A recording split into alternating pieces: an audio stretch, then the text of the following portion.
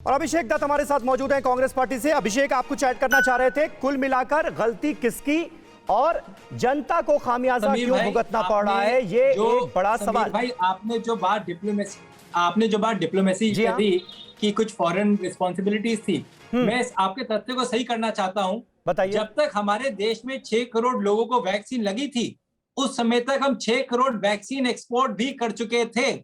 अगर आप supreme court और दिल्ली हाई कोर्ट के ऑर्डर्स में जाएंगे, बहुत स्पष्टता से उन्होंने उसमें लिखा है कि डिप्लोमेसी जो एक कमिटमेंट के अलावा आपने इतनी भारी मात्रा में जो एक्सपोर्ट करा है, उसका नुकसान दिल्ली के और देश के लोगों को हो रहा है।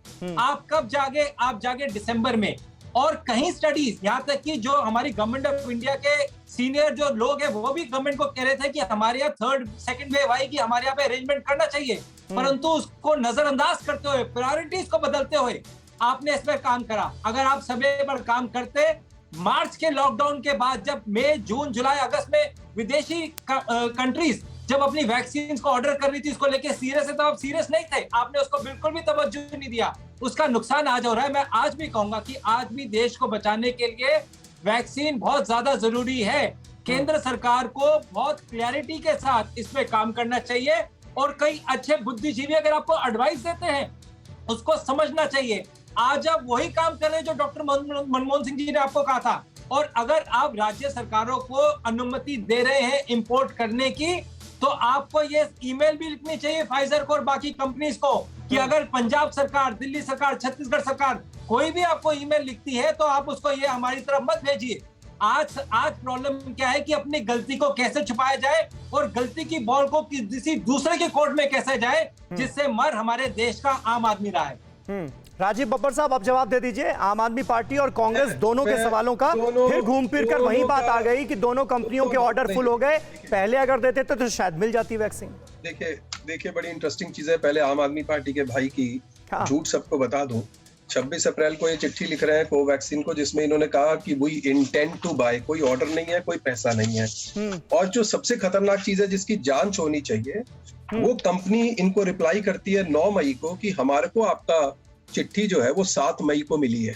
ये बड़ी इंटरेस्टिंग बात है कि एक सरकार 26 अप्रैल को लिखती है और उसके रिप्लाई में कंपनी लिखती है कि आपने चिट्ठी हमें 7 मई को लिखी, और उसमें भी आपने ऑर्डर नहीं दिया। तो पहली बात तो ये जो झूठ बोलने का काम कर रहे हैं आम आदमी पार्टी वाले, वो सामने एक्सपोज होते हैं इनकी चिट्ठी से।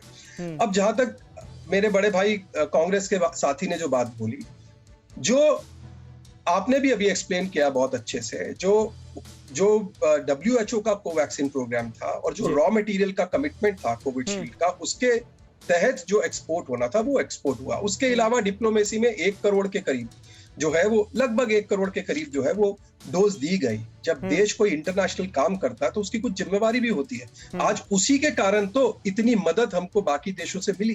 तो ये तो इनका काम क्रिटिसाइज करने का, इसके अलावा कोई काम करना नहीं है। मेरा ये कहना है, केंद्र ने कोई भी चीज किसी भी देश के नागरिक को, जब आपको पोर्टल पे एक एक चीज रोज अपडेट हो रही है, कितनी डोज आ रही है, कितनी डोज लग रही है, सबको पता है रिक्वायरमेंट क्या है, और उसके लिए जो प्रिक्योरमेंट है वो करी जा रही है, और हर कंडीशन पे डे एंड नाइट काम किया जा रहा है। जब यूएसए ने मना कर दिया तो हमारे NIA के चीफ ने, अजीत डोवाल जी ने जैक्स से बात करी वहां पर, जिसने ट्वीट करके कहा कि भारत सरकार के साथ हमने बात करके इसको रिजॉल्व किया है और हम आपको रॉ मटेरियल और बाकी एक्सपोर्ट मटेरियल दे रहे हैं। तो भारत सरकार ने पूरी रिस्पॉन्सिबिलिटी से काम किया है और इस सर्कमस्टांसेस में बेस्ट काम करने की कोशिश कर रही है। और अभी भी देश के हर नागरिक को ट्रांसपेरेंसी से बताया जाएगा कि कब कहां पर कौन सी स्थिति इंप्रूव हो रही है। जो रिक्वायरमेंट है वो सामने है, जो सप्लाई है वो सामने है। इसके डिस्ट्रीब्यूशन में अगर राज्य सरकारें जिम्मेवार होकर केंद्र सरकार के साथ काम करेंगी तो देश के नागरिकों को दिक्कत नहीं होगी, ये मैं कहना चाहता हूं। परवाह देश की, सोमवार से शुक्रवार